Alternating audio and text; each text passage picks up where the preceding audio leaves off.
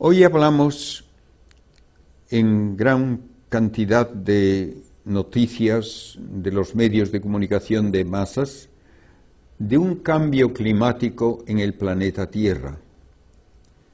Creo que es interesante que nos demos cuenta de que la Tierra es habitable por una serie de condiciones de su atmósfera, de los océanos, de su temperatura, de todo cuanto ocurre incluso en el plan geológico, la actividad de los volcanes, lo que nos viene del espacio, cuerpos que chocan con la Tierra, rayos cósmicos, radiaciones diversas. Todo esto influye en que la Tierra sea habitable a largo plazo. Naturalmente, hablamos a largo plazo con respecto a la vida humana, porque a muy largo plazo los factores, sobre todo de tipo astronómico, nos llevan a decir que la Tierra no fue habitable al principio y tampoco lo será en un futuro muy lejano. Básicamente, el Sol, como estrella, está agotando su combustible y llegará un momento en que tendrá una transformación que le convertirá en lo que llamamos una gigante roja, y en esa situación el Sol producirá tanta luz y calor y aumentará de tamaño tanto que volatilizará probablemente a los planetas Mercurio y Venus, causará que se evaporen los océanos y que se pierda la atmósfera terrestre, y la Tierra, en esas condiciones, se convertirá en un astro estéril, como lo es la Luna. Pero bien, eso, primero, no nos concierne, porque serán millones de años antes de que ocurra, y segundo, no lo podemos evitar, no podemos hacer nada. Lo que sí podemos pensar que puede ocurrir a corto plazo, que la actividad humana influya en la habitabilidad del planeta, y desde luego puede haber también, como ha habido en el pasado dentro de la historia humana, cambios climáticos por diversas razones. Todo esto nos obliga a pensar si estamos ahora realmente siendo testigos de un cambio climático importante, y segundo, ¿a qué se debe ese cambio climático? Y tercero, ¿qué medidas podemos nosotros tomar para que sus efectos sean más llevaderos? La Tierra, a lo largo de miles de millones de años, ha tenido cambio climático muy drástico en diversas ocasiones. Primeramente, la Tierra original no tenía atmósfera. Su temperatura era, por lo tanto, en la parte donde el Sol brillaba, probablemente de varios cientos de grados sobre cero, y en la parte no iluminada por el Sol, tal vez de 200 grados bajo cero.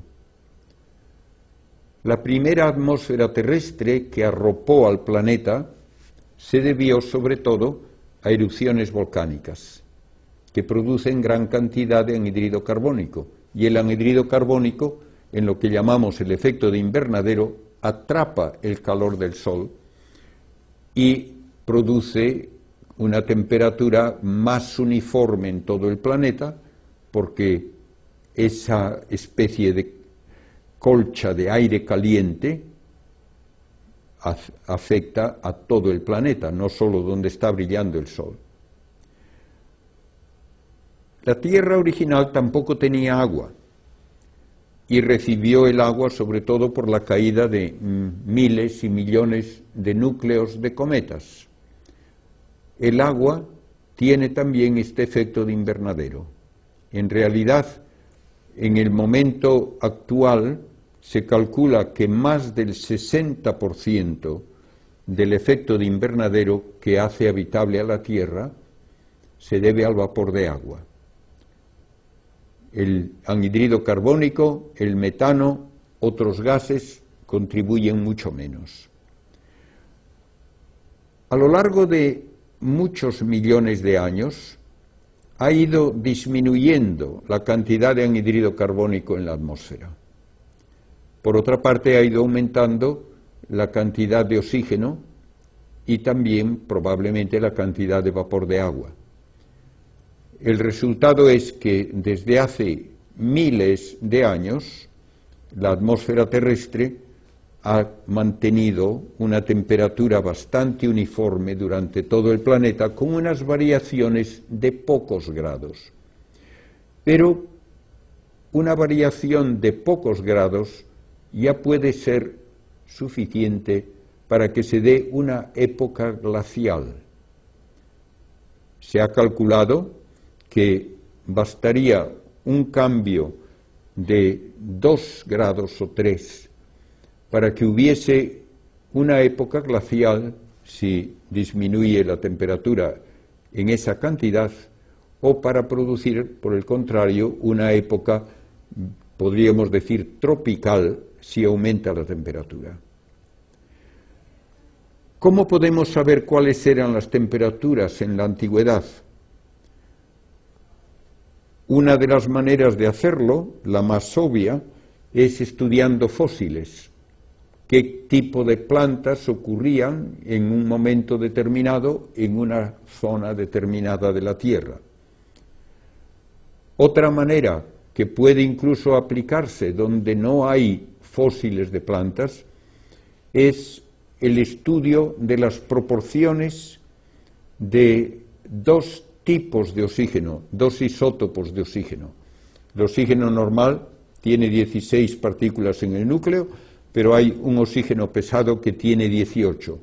La proporción entre esas dos formas de oxígeno depende de la temperatura cuando se forma, por ejemplo, el caparazón, la cáscara de una almeja o un coral.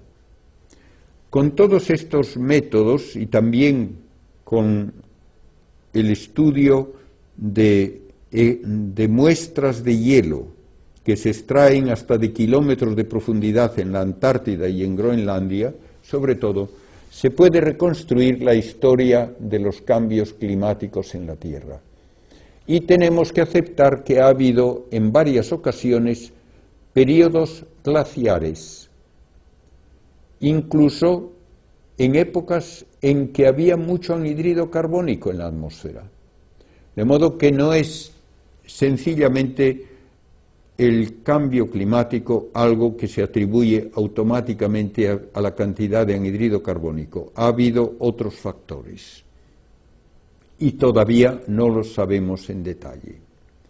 Hoy hablamos mucho de este cambio climático, sobre todo en cuanto pensamos que la actividad humana, sobre todo la industria que produce gran cantidad de anhídrido carbónico, como es la industria que utiliza el carbón y el petróleo para producir energía, que eso va a llevar a que se fundan todos los glaciares, las capas de hielo que hay, sobre todo en Groenlandia y en la Antártida, que esto va a cambiar el nivel de los océanos y que todo ello nos obliga a tener ya una responsabilidad mucho mayor para no continuar contaminando la atmósfera con los productos de estas centrales de carbón o con el uso del automóvil que quema los combustibles fósiles. El calor de la Tierra lo recibe del Sol y esto es la fuente principal de todos los factores que afectan el clima. Se absorbe la energía del Sol más que nada en las zonas tropicales y el agua caliente lleva ese calor luego, por ejemplo, en la corriente del Golfo, hacia Europa, por la costa de Groenlandia, a las Islas Británicas y luego hacia España, y corrientes frías también distribuyen esa agua fría de los océanos en las zonas polares por todo el Pacífico. Y ahí se dan de vez en cuando variaciones como el que llaman el Niño y la Niña, que causan cambios de gran intensidad, sobre todo en la costa oeste de Sudamérica. Todo esto se ve influido a lo largo de muchos millones de años por la disposición de los continentes. Naturalmente, si estaban antes unidos Sudamérica y África, no podía haber esas corrientes que hoy hay. Y los cambios climáticos de épocas pasadas, en gran parte, parecen atribuibles a estas corrientes oceánicas. Hay también actividad volcánica, y la actividad volcánica puede contaminar la atmósfera.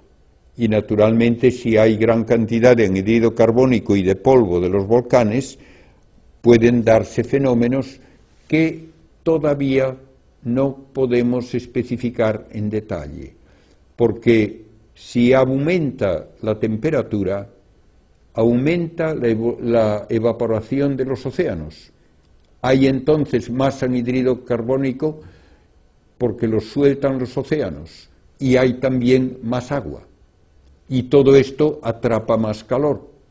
Pero por otra parte, el aumento de humedad en la atmósfera hace que haya más nubes, y las nubes reflejan la luz y el calor del sol. Es muy difícil estar completamente en lo cierto cuando se calcula el efecto de cada uno de estos factores. Los ciclones, que a veces se dice han de aumentar en intensidad y en frecuencia si aumenta la temperatura de la Tierra, reciben su energía de la diferencia de temperatura entre zonas tropicales y zonas más polares. Cuanto mayor sea esa diferencia de temperatura, más fuertes y más frecuentes serán los ciclones. Sin embargo, cuando hablamos del cambio climático tal como lo hemos ido observando, parece que lleva a que aumente la temperatura en las partes polares, pero apenas aumenta en el ecuador, con lo cual las diferencias de temperatura serán menores y por lo tanto debe haber menos ciclones y de menor intensidad. Los ciclones y otras formas de cambios atmosféricos pueden llevar a inundaciones enormes con grandes cantidades de lluvia que de vez en cuando nos mencionan en las noticias, por ejemplo, que ha ocurrido en países del sur de Asia, en Bangladesh, en Vietnam, en todas esas zonas, han tenido gran cantidad de inundaciones por lluvias torrenciales. Otros lugares, en cambio, de la Tierra pueden quedar áridos, y el Sáhara, hace unos miles de años, tenía vida abundante, vida humana. Hay pinturas rupestres de gente, incluso bañándose, hay pinturas rupestres de hipopótamos y de gacelas y de jirafas. El Sáhara era perfectamente habitable. Luego, mucho antes de que la industria humana interviniese, vino un periodo de sequía, de calentamiento, y hoy el Sáhara es el prototipo de un lugar árido, sin vegetación, sin agua. Las sequías locales se darán y se han dado a lo largo del tiempo, y es muy difícil explicar concretamente por qué ocurren. De un lugar a otro hay, por lo tanto, estas variaciones, desde inundaciones a sequías, y la actividad humana puede tener que ver con ellas, en eso estamos de acuerdo. Pero vean que ha habido períodos glaciales en que la mayor parte de lo que hoy es zona templada en Europa era una zona cubierta de hielo.